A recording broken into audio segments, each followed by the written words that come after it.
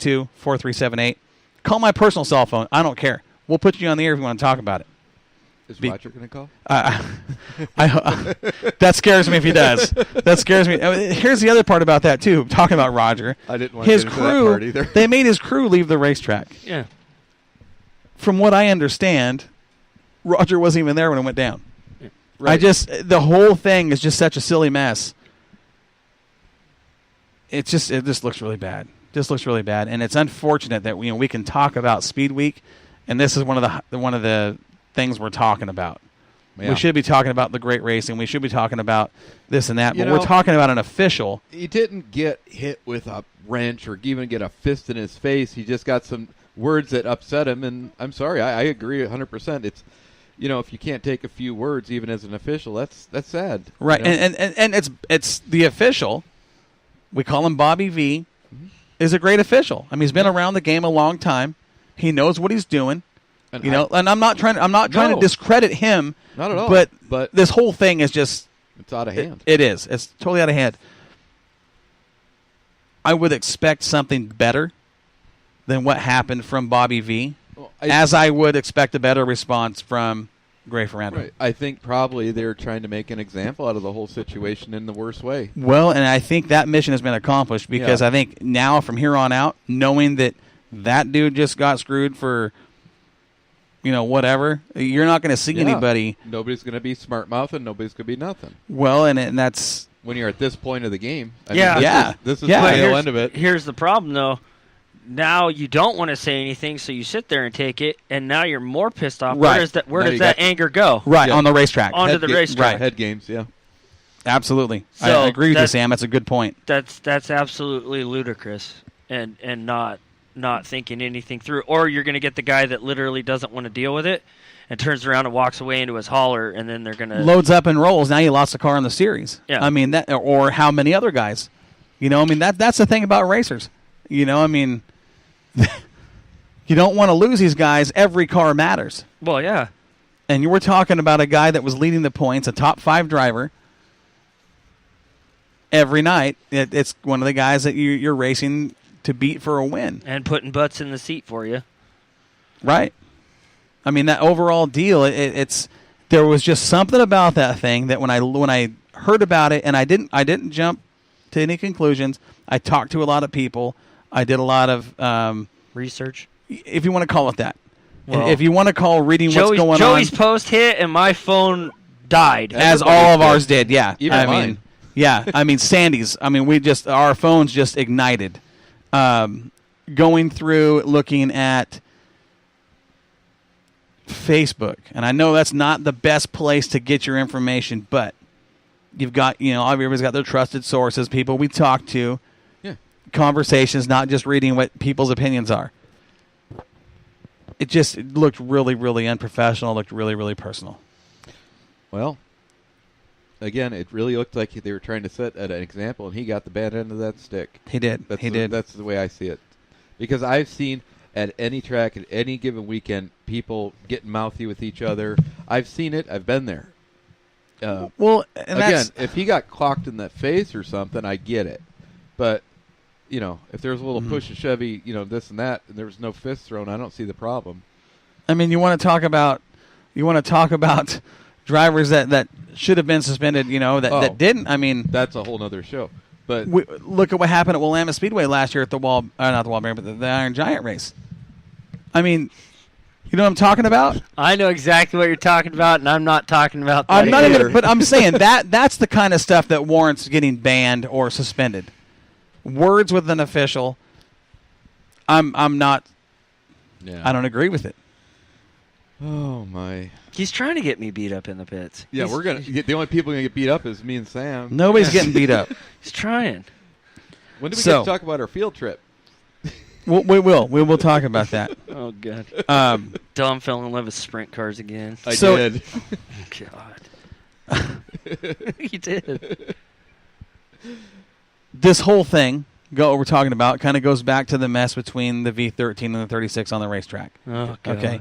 I want to talk about the passing rule, or what we as racers agree is the rule of thumb to a passing rule. Okay. I remember I had that posted that Right, knowing your zones. Yeah. And typically the rule is if you're at someone's door on the inside, it's your lane. You've got the right to get in that groove. Okay? Yep. This deal was a little bit different given the fact that the V13 was on the outside and had a run, but was still behind the 36 as the 36 came up the track.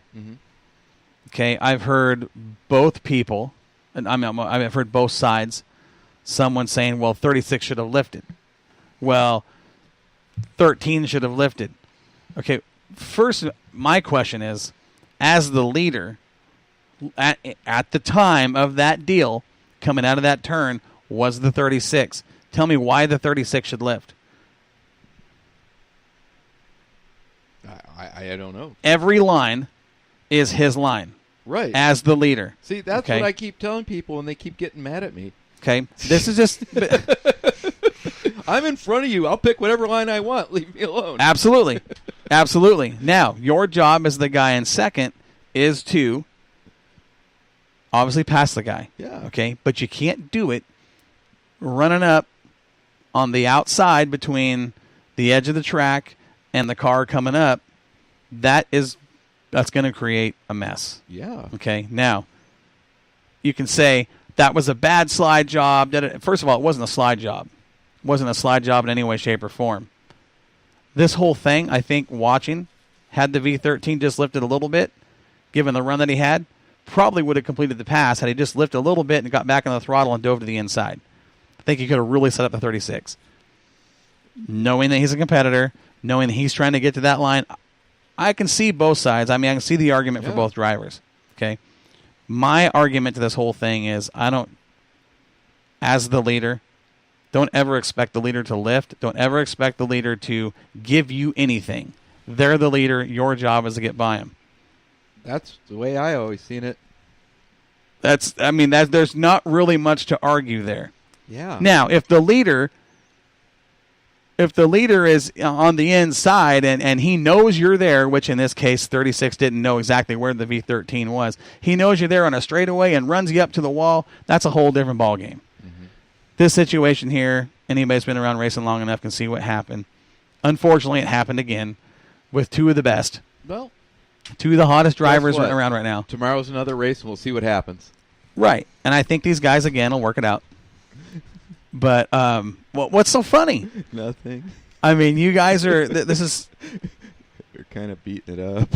No, this is the big. This is the I agree. big 100%. thing. I do agree, but it's one of those things that people are going to think whatever they want to think anyway. They're going to read whatever they want to read. We all know in our hearts what happened and what was said and what was done. James Whitehouse says, but where in the straight? Start of the corner, apex, anywhere. In the middle of the corner, you're not looking left. Right. This didn't happen in the middle of the corner. That's true. This happened on the exit. Guarantee both drivers are looking down the straightaway. Racers are going to race. Well, that's it. I once had somebody say that to me. If you wouldn't have switched your line, I could have passed you. I'm like, but I was in front of you. I was in the lead. Every line is line is the leader's line. I can pick whatever I want. Right. And that is something that I will agree with. Yeah. As the leader, if you're clearly in the lead, you're going to change a different groove. I'll do whatever I want. Who's going I to agree. stop me? But anyway. I agree. We're only an hour into the show. And we are heated.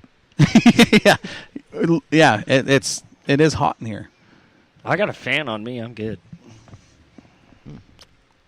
So I could have totally ruined that. We have a contest. A lot of people always ask me what's in Sam's backpack. Oh, no. You don't want to know. I've heard everything from Pokemon cards to energy drinks to animal crackers. Animal crackers. Yeah. And I thought he was going to pull a phone cord out of there for me, but no. Nope. No, that's in the other backpack. Sam has multiple backpacks. For different occasions. Yeah.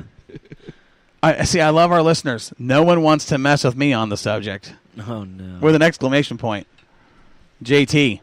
Oh, yeah. He ended up filling in for the V13. Yeah. And it broke. Kevin Bedoin says, I'm coming to settle things down. Don't worry. Oh, man. Oh, yeah. Go ahead. No, you do it. You want to go back to the Wallabanger Cup? No. Uh-oh. We're getting Did personal. you read the comment? I don't even know what you're looking at. How can I read the comment? I'm reading what you're reading. Oh, I'm the only one out of the loop. I can't read that far. Oh, yeah.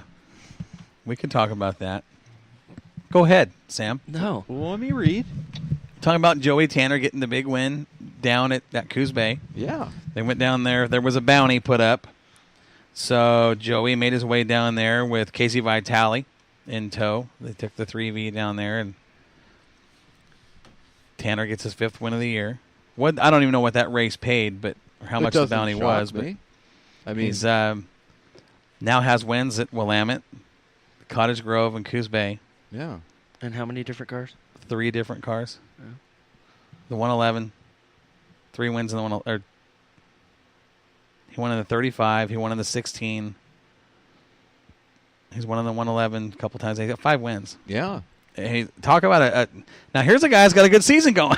Yeah. I mean, Joey's got a great season going. he saw some real bad luck early, losing the motor at Willamette, but came back strong and jumped in the 16 car and won, and got the new motor in the 111 and came out and won. And I mean, he's been on point. There's no doubt about that. $900. I don't know if that was the total or if that was the bounty. Tell us how much the bounty was, Joey. Who put the bounty up? The promoter of Coos Bay.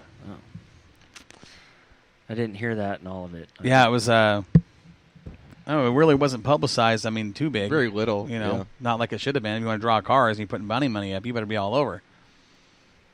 I think I just read it in Casey and Joey's post, to be honest with you. That's the only place I saw it. You would think that as a promoter, you're Promoting. You got some big guys, you know, absolutely so you'd think that would have been a little more, pushed a little more, but hey. for what? 100. 400 for the bounty, so 500 for the win. $900, $900, man. Another win on the trophy case. Did you feel lonely at Willamette last weekend? No, Sandy's always there Wow. with him. Yeah, we don't cater or I was mount. kind of digging Cottage Grove. Yeah, I was digging Cottage Grove. I didn't go up into the booth like I normally do. But Yeah, we got to park under the bleachers to get us a nice little VIP spot. And saw that. So let's talk about the experience down there at Grove. it was great. We really had a great time. That is a big show. Big show. We had 43 street stocks. Mm-hmm. Got cameras on a few of them.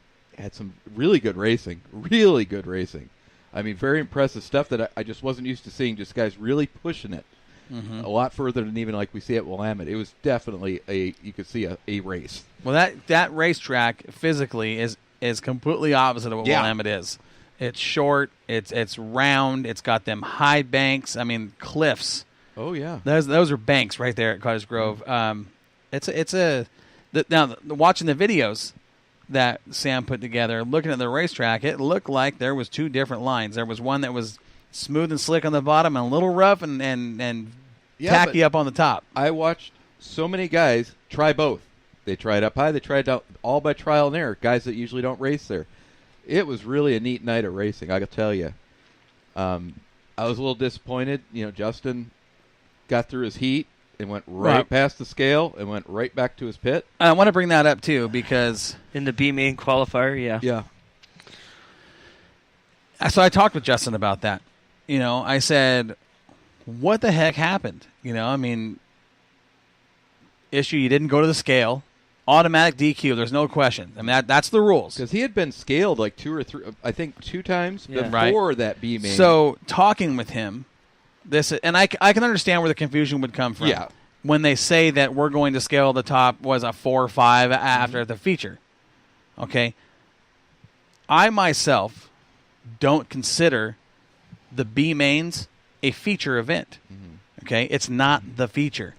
When they say we're going to scale the top 5 after the feature, I would automatically assume that if I finish in the top 5 of the B, I don't have to go to scale. The problem is, and this is the truth, and this isn't anything against Justin, when I was doing that for a long time, even if I didn't have to scale, I scaled. I said, you know what? I'm just running through. What are they going to say? Get out of here? No. Run through. I consistently would always run through scales. Right, which is a good practice. Why not? Well, not only that, what are they going to do? Literally throw you out? Right. No, they're not. So, but I can see, given... That's like my best habit. I can see, given the verbiage Yeah. we're going to scale the top 5 after the feature. I would include